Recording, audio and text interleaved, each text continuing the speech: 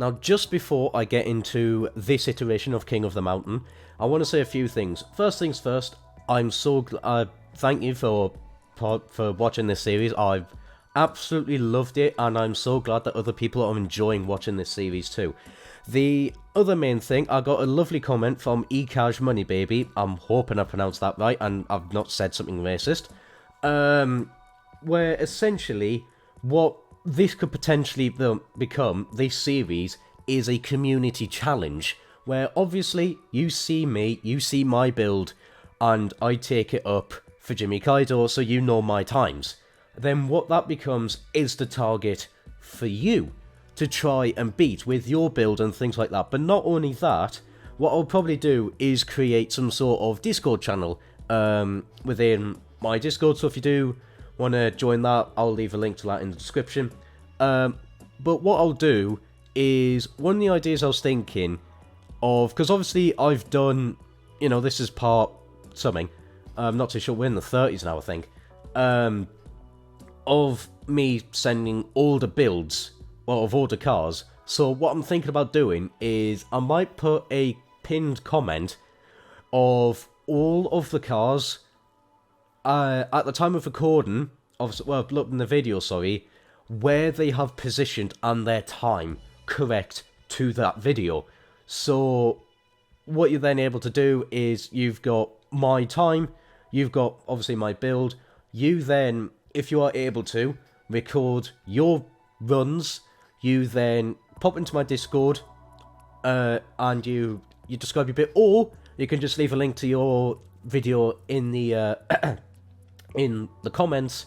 Obviously, if you're okay with me using that, and what I'm then able to do is compile a few runs with a particular car. So, for example, the Devon GTX. You describe to me your build, so I can talk about that, could talk about the differences between theirs and mine.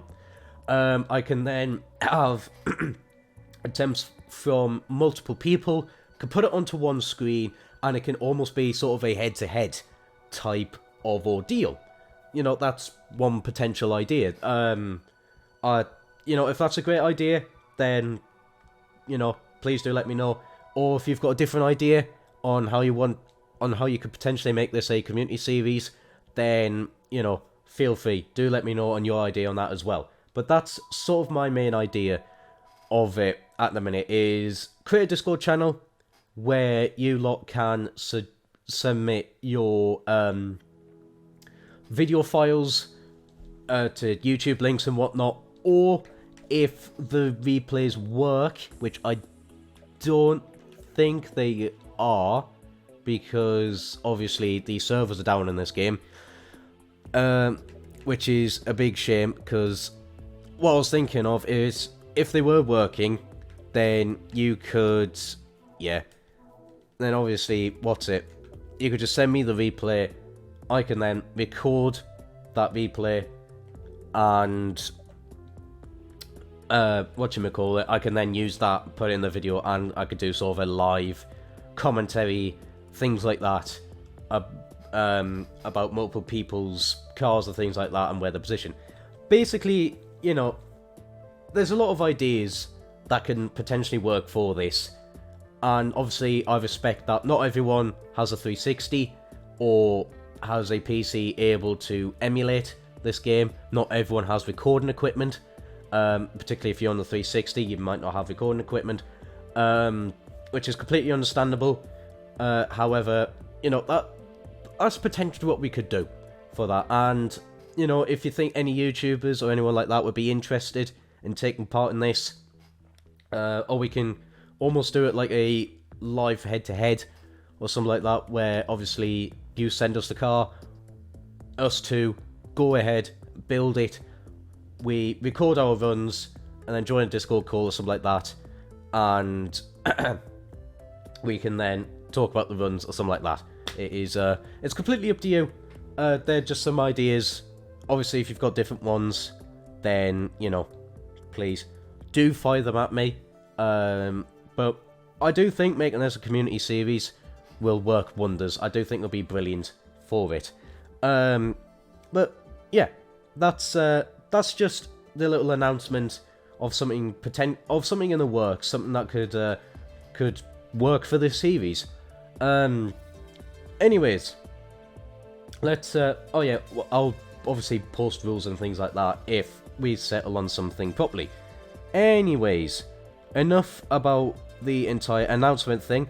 Let's now get into the video proper. So,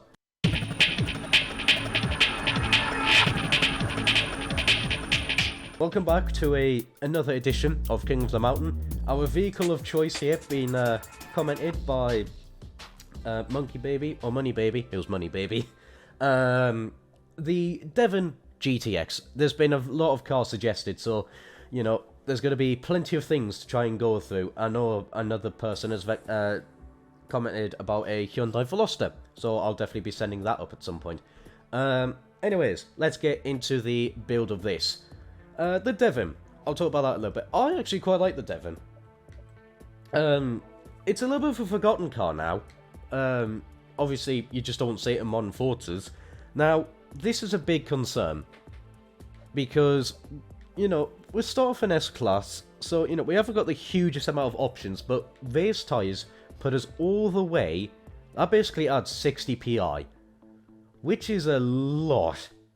But it is a necessary thing. Rear tyre widths, we can go to 355s at the back.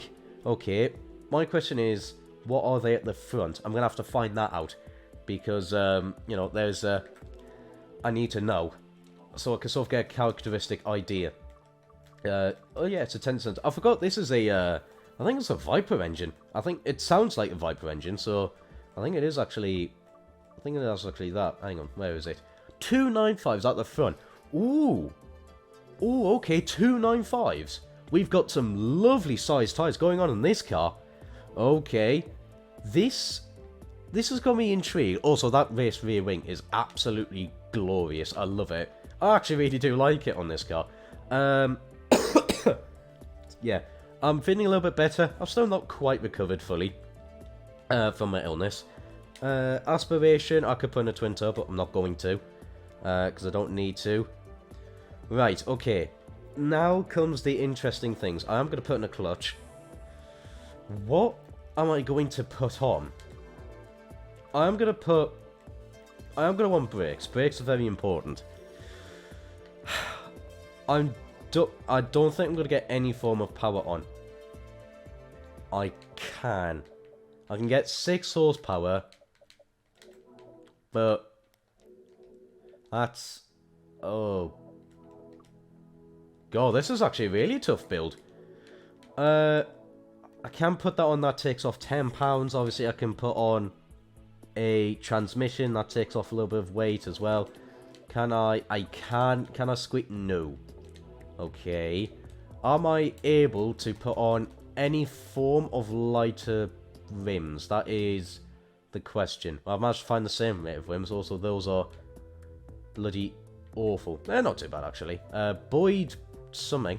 What the hell is that? Coddington. Sounds like a cheese. Are any of these lighter? Aha! £6. Oh, they're actually quite nice. I actually don't mind them. Oh. They are the reverse concave rims. Okay, it's kind of a... What's that? 1-star port? I don't know. I don't even think that's got anything remote to do. Ooh, £10. Can take off that little bit more weight. 3. Can I just... Well, it's worth a look. No. I can't put on the lightest wheels. £19. That takes off a little bit too much weight. Damn. £13 is too much. Alright, okay, so £10 is the most I could take off. These BBS wheels are actually quite nice. So, yep, you're going on. Right. Sorry, my voice is going to be sort of drying up a little bit as time goes on. Yeah, it's the best I could do. Right, okay. Oh, just before I forget, can I don't really think it's worth it. Yeah, sure, it's more power. More power's good. But, I mean, what's that? That's £40 for 5 horsepower. That's just not worth it. Also, how much power could bloody get in this thing? Bloody hell. Oh, God. Don't say I'm getting bloody stuffed up now, for God's sake. But yeah, right, okay. That's the Devon build. So we've got 650 horsepower, which is actually quite a fair amount. 586 foot-pounds of torque. We are on the heavier side, and just underneath though, 3,200 pounds, managed to get enough weight off. 50-50 weight distribution. What does have me actually considering a good time for this car is the 295s at the front, and the 355s at the back. We've got big tyres. So I'm hoping cornering grip shouldn't be a problem. What are we looking at stats-wise? 0 to 60, 2.7 seconds. That's fast. That's really quick. 0 to 100, 6.9. Ooh. I think this is a strong car, I think. There's some quick acceleration times. Braking distance, slightly over 100 foot from 60 miles an hour. Slightly under 270 foot from 100 miles an hour to 0. So, actually pretty good braking. Lateral G's, 1.22 at 120. Yeah, we've got a good handling car here. We've got a really good handling car. Right. I think this could be strong. Now, it isn't, as we found out, the meta, if you want to put it that way, the strongest configuration of mid-engine rear-wheel drive. That's what's been the strongest in this series. You know, think Rossi Q1, Koenigsegg CC8S, 4GT, Lotus Esprit. All those cars were mid-engine rear-wheel drive. The only exception being the Porsche GT, the Porsche 911 Cup car.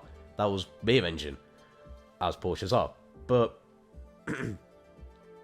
we haven't had a massively successful... Actually, to be honest, the Weismann was front engine. Yeah, you know what? I think it's going to be Weismann pace, a 336 dead. But there's only one way to find out. Let's take it to Fujimi Kaido. Okay, so here we are at the base of Fujimi Kaido with the Devon GTX.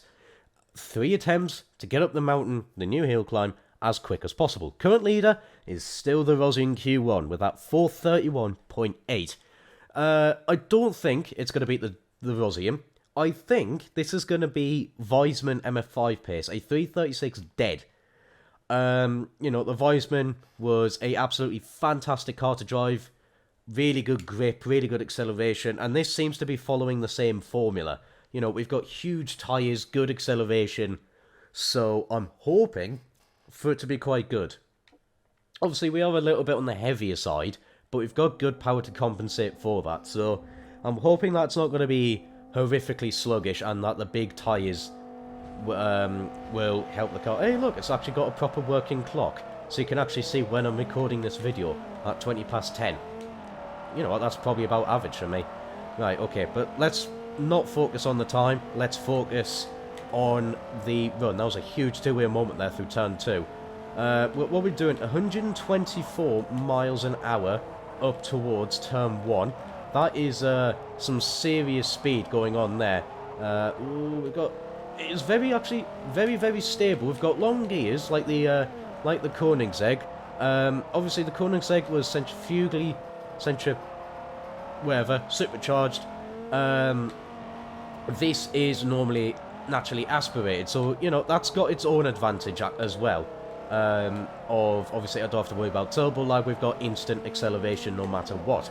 And obviously in the lower range stuff, we've actually got more accessible power than if this car was centrifugally supercharged, which is actually an interesting thing to deal with. But let's not worry about that. Yeah, this is... Oh, that was a little bit of an idiotic move for me, getting the Devon stepping out a little bit. Tell you what though, first impressions of this car, it is really nice. Really is nice. It's a little bit... I probably want to say a little bit understeery, but I think that's probably because of just how much weight we're putting through this car. 3,200 pounds is quite a lot for the rear-wheel drive cars in particular, considering a fair few of the cars we were looking at under 2,500 pounds. Some of them were getting onto about a ton and things like that. But yeah, a lot of the fast cars were, I think, below 3,000 pounds. A lot of the really quick ones. or mid-engine rear-wheel drive, and this is neither of those. But you know, it could be a lot worse. I have to say that much. It does drive incredibly well. 120 miles an hour through the river chicane there. That is some insane speed. Yeah, my voice broke a little bit there. Yeah, it's not fully recovered. Oh god. Yeah, 120 is insane. That is the fastest we've actually ever seen. The usual rear-wheel drive cars, what, 116 to 118? The fact that this is going 4 miles an hour faster than a lot of cars already, this is actually boding well for this car, and considering it can actually put its power down really easily, long gears are helping with the stability at the same time, this is a strong contender. This really is a strong contender. I'll be very curious to see what the times are saying. Obviously, this first run is going to have its rough points and things like that, but it's a good indication to what the car is going to be like. I haven't made some major balls ups as of yet. Probably just a few running wides, just a few getting on the power just a little bit too early. You know, while yes, we've got 355s at the back, 650 horsepower is nothing to be sniffed at. That's still a decent chunk of power that cars will have to deal with, especially at these lower speed stuff, where, you know, there's a lot less drag going on. Oh god, have to be concerned with that section though. You know, a lot of cars getting huge two wheels moment, sideways moment. The Devon was wanting to let go a little bit, however, was still able to give me a plethora of grip. So, you know, that is absolutely brilliant stuff. What speed are we going to be getting up this uphill section into 4th gear? 132 miles an hour, and we're able to slam on the brakes and get it nicely through this corner. That is huge. That is absolutely massive. A lot of the other American cars, particularly the muscle cars, you know, they were putting up 900 horsepower, but they could do absolutely nothing with it, even with the huge rear tyres. Whereas this just has all of that luscious acceleration, combine that with luscious big grippy tyres, and this is a recipe for something quick, which it absolutely is. The first run does not lie. A 434.5. That is absolutely bonkers. That has well and truly beaten the Weismann. Okay. Could this really get into the top 3? Are we going to have completely different... You know, are we going to have a mid-engine rear-wheel drive in first, a rear-engine rear-wheel drive in second, and then a front-engine rear-wheel drive in third? That could potentially happen, because this has got some serious speed in it.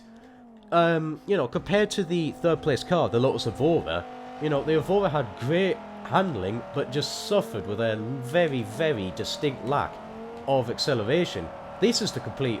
This has got good grip, not quite as much. Oh, Christ. Not quite as much, but this does not suffer with low acceleration. So, you know, we have a seriously competitive car on our hands here. So, let's see what we are able to do. I'm going to drop into first gear, try and get a little bit more acceleration. There we go, 99 miles an hour over the red crest there. Try and get as close to the walls as possible, kiss those apexes, and then get on the power. I mean, to be honest, I'm not being massively cautious with the power in this thing. I'd say I'm putting on some a big percentage of power, but the Devon is really, really able to use all of it, which is absolutely fantastic. This is a bloody brilliant car to drive. There we go, we can get through there nicely. You know, just a little bit of understeer actually has helped it big time, keep that back end in check, which is, you know, that's a big problem that a lot of rear-wheel drive cars faced, particularly the American cars, was just a very lively tail end, which costed it a lot of time. This Devon, absolutely not. Really, really not, which is absolutely fantastic news.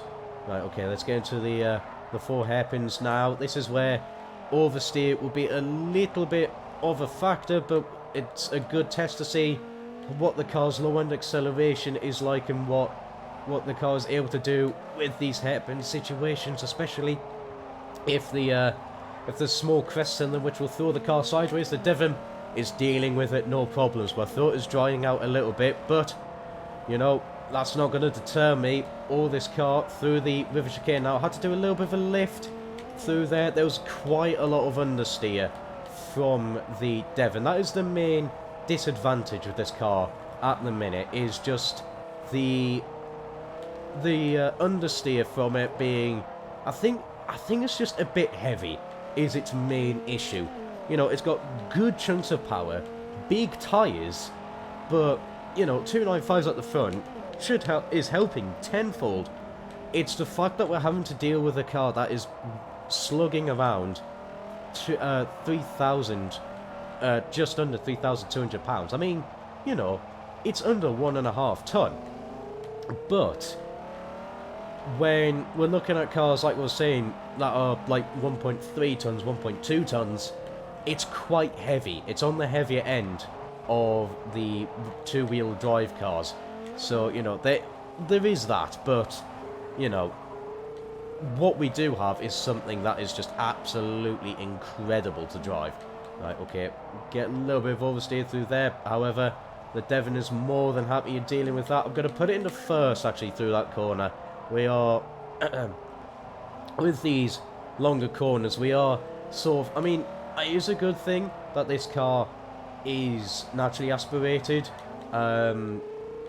because a turbo on this, I think, would actually cause more problems than solve, just because of these gears being quite long. Oh dear. With these gears being quite long, there's a high chance of turbo lag. So, you know, not having that, I think, is definitely helping with the stability of the car. Right, okay, let's go up this uphill section now, this long straight. Let's see what speed we're able to get. That is a lovely looking bit of water. Right, okay, I'm going to leave it in third. Actually, 134 miles an hour. Absolutely bonkers in a straight line. This is mental. It really, really is absolutely insane what this car is able to accomplish. Christ almighty. This has been one of the biggest surprises, I think I have to say. Oh dear, that was a bit of a mistake. I cannot believe the grip of this car. I really cannot. There's been a few mistakes this run though, and it's not going to be slow. It really isn't going to be slow. A 433.8. We've beaten the Lotus, and that was with a few sloppy corners. This has gone faster than the Lotus of Over, faster than the Koenigsegg. This is something absolutely apocalyptically good. Heavens above, this is an insane car. Right, one more attempt. Am I able to go quicker? That is the big question. Let's find out. There was a few mistakes from me. I think as well I'm gearing up just a little bit too early. Right, let's get a little bit more settled through there. There we go, that's a lot nicer. Through that corner, carry some insane levels of speed. I'm going to drop you into second for this very quick and dangerous chicane, and then I'm going to put you into first, try and get all of that acceleration out of the corner. Use those long gears in the third now. Again, 99 miles an hour, although it did flicker down to 98 once I went over the crest. However, you know, we are still carrying very, very high speed through these corners, so I am not going to be complaining about that in the slightest. Oh god. And again, just a little bit of slip angle where there's crests. However, the Devon absolutely does not have any causes for alarms. Just a little slide and that's it. It is back to being grip. It is insane, this thing. I really, really have missed this car. I love it. Absolutely love it to drive. I've got a huge smile on my face from driving this. Why is it turning into almost like a review of bloody what's it? Fifth Gear or Top Gear, whatever one you watch. Or Grand Tour, although probably a little bit less to Grand Tour. Right, okay, come on. Let's get you through here. Carrying actually a good amount of speed. They'll corner, so 85 miles an hour. Not the fastest we've seen. You know, some of the cars, more particularly in four-wheel drive cars, have been getting it up to the speeds of about 90 plus miles an hour through that corner. But, you know, with what we're having to deal with this being a little bit more understeery and things like that, I'm not going to be complaining with 85 miles an hour in the slightest. Right, okay, let's head up towards the river chicane. Hopefully get a little bit of a better run. Keep it flat. There we go. That's more like it. 180 miles an hour. Leave it in third. 134 miles an hour. Keep it close to that right-hand side wall. I love this car to drive. Like, even though it's understeery, right, it's not like there's just... It's a massive, massive concern. Because it really, really isn't. It's just a little bit of a kink that you have to sort of work around with, just having that understeer. But, you know, once you work around with it, this is sounding like an innuendo. However, I digress. This is just absolutely fantastic. It really, really is. Ooh, right, okay, let's slam on the brakes now. Let's head up towards the waterfall car park now for the final time with the Devon. Right, okay, come on now. We are nicely through there, able to get on the power with very little concerns. I'm going to shift down to first, try and get whatever good acceleration I can out of that corner. There we are. And there we are, nicely through there. Head towards this double apex corner now, go wide, and then let the car tuck in out of the corner. I'm going to leave it in second for there, because this section here is actually a really good test for the car's stability when transitioning through corners, especially when there's a little bit of whatchamacallit, verticality to deal with. A little bit of altitude changeness. Not a phrase, but it is now, damn it. To have to combat with. It really does test how well the car can deal with all of that. It's a fantastic little challenge. You know what, right? Before when I did this series, I wasn't the hugest fan of Fujimi. Now that I've done this series, I can see why so many people want this track back. I know a lot of people want it for drifting. I want it because I love doing this. Just basic hill climb is just absolutely fun. So, you know, please do add this back. I'm one of those people now. Please bring back Fujimi. Right, okay, come on now. Just one more corner to go. This has been a fantastic run. Not quite a sub 433. However, 434, sorry. However, hang on a minute. No, I've confused myself. Not quite a sub... Yeah, not quite a sub 430... I didn't update my time on the on my little leaderboard thing. Whoops. That's why I confused myself. But it has been all of the threes. The 433.333. And, yeah. That is an absolutely insane time. So, where has that put it on the leaderboard? Let's discuss that now. So, the Lotus Evora is no longer in the top 3. The Devon GTX takes its place. That 433.333 has absolutely been fantastic. This car has been incredible. Well, the only disadvantage, really, was its weight. And that's it. That was really it. It's just its weight. It just made it that tiny bit sluggish through the corners. However, the stability was brilliant. Even though the understeer was prevalent, the turning was still damn good for what it is. It really dealt with its disadvantage and really, really did fly up the course. It was absolutely insane. So now, the top 3 are all completely different configurations. The leader being mid-engine, rear-wheel drive, sorry. Second place being rear-engined, rear-wheel drive. And now third is front-engined rear-wheel drive. This Devon has been incredible. Has absolutely been incredible. If this car ever gets added back to Forza, I would welcome it with open arms, because this has been probably the biggest surprise in this series so far. And there's been a hell of a lot of surprising cars, and this is up there. This really is up there. Absolutely remarkable. Well, there we are. I'm going to call it there for video. Do hope you enjoyed. All feedback is appreciated.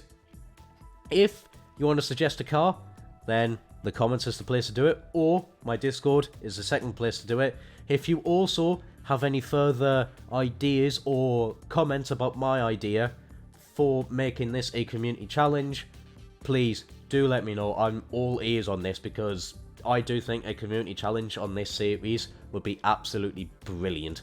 Like you people, like Money Baby has been commenting, I think this could really, really help propel the series. Yeah. But, you know, there is that. Please, you know, do let me know, and I will see what I can do, because I think this could be a fantastic series. But yeah. However, that's it from me. Take care, and ciao for now.